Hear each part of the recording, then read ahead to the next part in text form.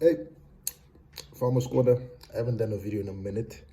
Been super busy working from home, COVID-19 and everything, so I really haven't been getting time to sit down and do videos. But something really touched the nerve this past few weeks that I have been engaging people on the state of agriculture in this country and what exactly we need to do. The thing that did stand out for me, or that did touch a nerve, was the fact that I was talking to one gentleman who was calling me from the Zambezi region, and he was looking to buy livestock. He was like, no, Mr. Mutumba, which is my traditional name, my native name, Mutumba. He's like, Mr. Mutumba, do you know anyone selling cattle? I asked him, why don't you buy in the communal area of the Zambezi region? I'm sure there are cattle farmers there that have stock and they'd want to sell. He told me no.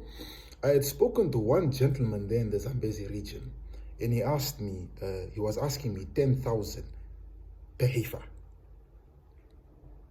So I was sitting there and asked him, wait, he asked you how much again? Repeat, I didn't hear properly. Repeat, how much? He said 10,000 per heifer, meaning you're paying 10,000 for every heifer. If you buy one, it's 10, 10, 10. If you buy two, it's 20. And if I said, then I asked him, where's this person farming? He said, no, the man is farming in the Zambezi region. I said, then I asked myself, who is this person? And then he mentioned the name, which I would not want to mention, but it's a relative of mine. And I asked myself,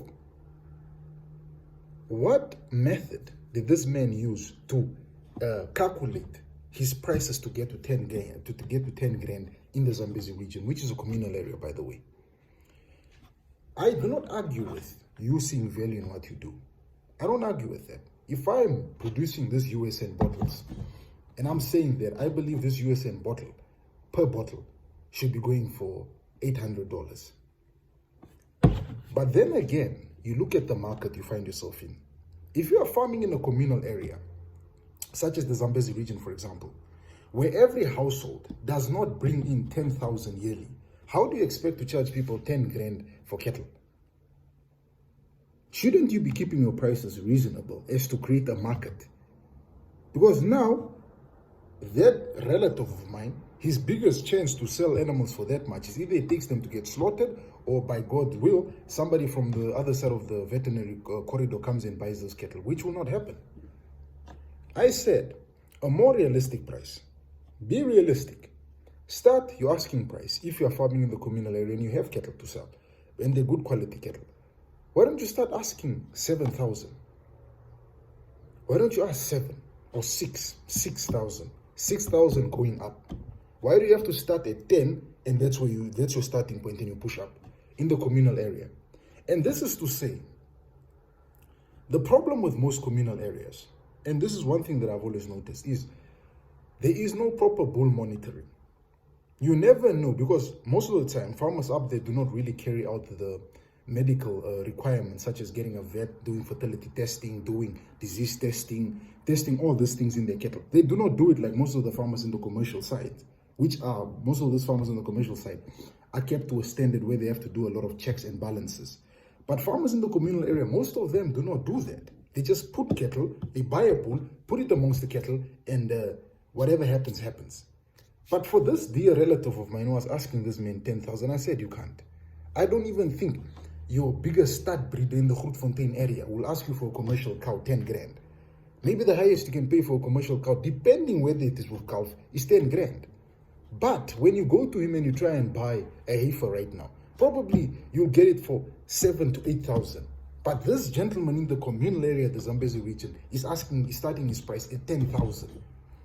And then we sit down, then later on, people in that particular area in the Zambezi region will sit down and say, you see, people in this area don't want to support us. It is not that people never want to support you.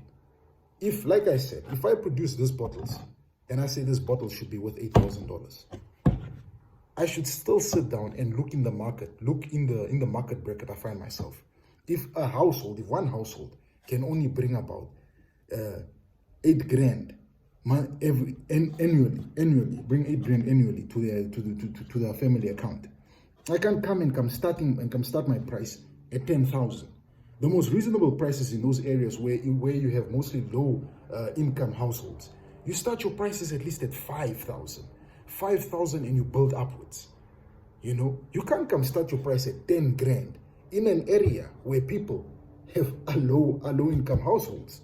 What you're doing is you are killing your own market, because when you kill your own market, all you are doing is you are letting people who, for example, we're gonna buy animals. For example, you sell some of the heifers for 5,000, they buy from you, and they would buy, and then them buying, they would tell everybody around it, look, Mitchell has very good Bosmara or Simbra heifers at his village, at his kraal. You can buy from him, and he's at very reasonable price. You build your market share.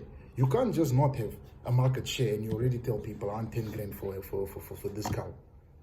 You need to sometimes be realistic and put your prices that are representative of the area you find yourself. If you're in an area that is low, which you have low income households, you can't dream up 10 grand and want to make 10 grand. And what is shocking is that some people actually support it. I had a disagreement. My father said that is out of this world. I can guarantee you right now, I can call my stud breeder friends and I can ask them for commercial heifers. They will not cost 10 grand. They'll be cheaper. That gentleman in the Zambezi region is trying to rob people. And I use that term. I said, whatever market strategy he's using is wrong.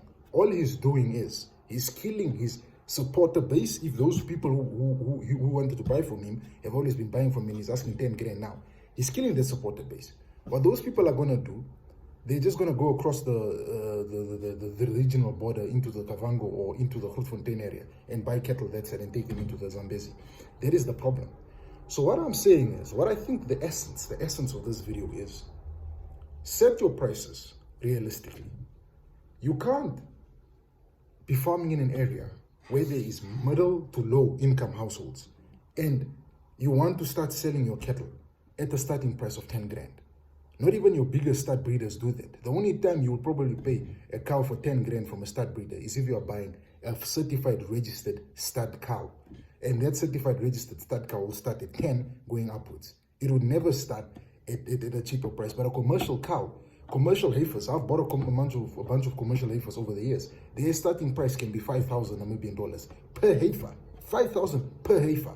So it does not make sense that this gentleman would start his prices at 10 grand. I was like, no, it's impossible. He is dreaming and he needs to become realistic. This is the problem with the communal area farmers.